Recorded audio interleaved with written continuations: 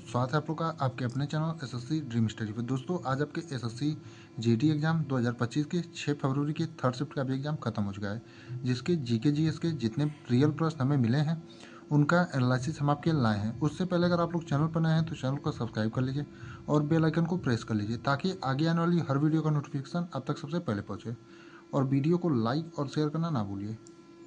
तो आज के थर्ड शिफ्ट में पहला प्रश्न पूछा था, नीति निर्देशक तत्व कौन से अनुच्छेद में है, यानी कि आपका जो नीति निर्देशक तत्व है दोस्तों वो कौन से अनुच्छेद में है।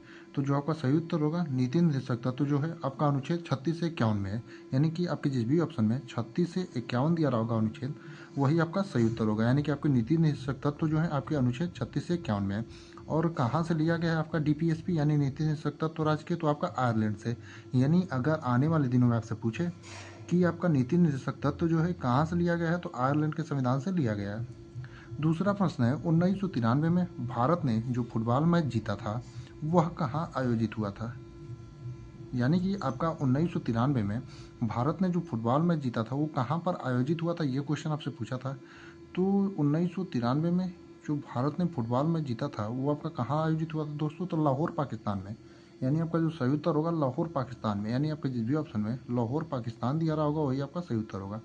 अब अगले प्रश्न पर जाने से पहले आपसे कहना चाहेंगे अगर आप लोगों ने अभी तक चैनल को सब्सक्राइब नहीं किया है तो चैनल को सब्सक्राइब कर लीजिए ताकि आगे आने वाले दिनों में आपको जो है किसी भी एग्जाम से रिलेटेड कोई भी नोटिफिकेशन हो, एनालिसिस हो या फिर कोई भी अपडेट एक्सपेक्टेड कट ऑफ हो, सब कुछ इस चैनल पर आपको बताया जाता है। और बेल आइकन को प्रेस कर लीजिए ताकि आपको जो है सबका वीडियो सबसे पहले मिले।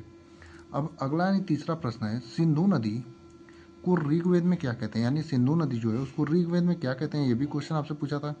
तो जो सिंधु नदी है आपका दोस्तों उसको ऋग्वेद में क्या कहते हैं, तो सिंधु नदी ही कहते हैं। यानी आपका जो सही उत्तर होगा कि सिंधु नदी को ऋग्वेद में क्या कहते हैं, तो आपका सिंधु ही कहते हैं। यानी आपका जो सही उत्तर होगा वो सिंधु ही होगा, यानी आपके जिस भी ऑप्शन में सिंधु दिया रहा होगा वही आपका सही उत्तर होगा। अगला यानी चौथा वाला प्रश्न पूछा था, इनमें से कौन सा अनुच्छेद समाज के गरीब और कमजोर वर्ग के लिए मुफ्त विधिक सहायता प्रदान करता है। यानी कि आपको जो 4 ऑप्शन दिए थे उसमें पूछा था इनमें से कौन सा अनुच्छेद समाज के गरीब और कमजोर वर्ग के लिए मुफ्त विधिक सहायता प्रदान करता है। तो जो आपका सही उत्तर होगा अनुच्छेद 39A होगा, यानी आपके जो सही जिस भी ऑप्शन में अनुच्छेद 39A दिया रहा होगा दोस्तों वही आपका सही उत्तर होगा। अगला देखेंगे, पूछा था सिम्बायोसिस या सहजीवन की प्रक्रिया किससे संबंधित है। यानी कि आपका जो सिम्बायोसिस है या सहजीवन की जो प्रक्रिया है वो किससे संबंधित है, ये भी क्वेश्चन आपको पूछा था। तो आपका जैव विज्ञान और पारिस्थितिकी, यानी कि आप लोग देख लीजिएगा कि आपके ऑप्शन में दिया क्या था। अगर जैव विज्ञान दिया रहा होगा तो वो भी सही होगा और पारिस्थितिक दिया रहा होगा तो वही भी सही होगा। तो आप लोग देख लीजिएगा कि आपके ऑप्शन में दिया क्या थे। आप लोग कमेंट करके बताइएगा कि आपके ऑप्शन में क्या क्या दिए थे। अगले प्रश्न पर जाने से पहले कहना चाहेंगे कि इस शिफ्ट में जितने भी प्रश्न बचे होंगे उसे आप लोग जो है कमेंट में जरूर भेजिएगा। और दूसरे शिफ्ट का भी आप लोगों ने क्वेश्चन नहीं भेजा था इसलिए हम जो है रिव्यू नहीं करा पाए हैं, तो दूसरे शिफ्ट का भी आप लोग क्वेश्चन जरूर भेजिएगा। अब अगला यानी छठा प्रश्न है, ओबीसी के लिए आरक्षण के प्रावधान संविधान में किस अनुच्छेद के तहत बनाए गए हैं। यानी कि ओबीसी के लिए आरक्षण के प्रावधान जो है संविधान में किस अनुच्छेद के तहत बनाए गए हैं, ये क्वेश्चन आपका पूछा था। तो जो आपका सही उत्तर होगा अनुच्छेद 15(4), अनुच्छेद का 15 का सब क्लोज 4 और 16 का सब क्लोज 4। यानी आपके जिस भी ऑप्शन में अनुच्छेद 15 का सब क्लोज 4 और 16 का सब क्लोज 4 दिया रहा होगा वही आपका सही उत्तर होगा। अगला यानी सातवां में है कि भारत के पूर्वोत्तर क्षेत्र में 7 वनों में न्यूनतम जनसंख्या किसकी है। यानी कि जो भारत के पूर्वोत्तर के क्षेत्र हैं जिन्हें 7 वनों के नाम से जाना जाता है उनमें सबसे न्यूनतम जो जनसंख्या है वो किसकी है, ये क्वेश्चन आपसे पूछा था। तो जो आपका सबसे न्यूनतम जनसंख्या है दोस्तों वो आपका मिजोरम का है, यानी आपका जो सही उत्तर होगा वो मिजोरम होगा।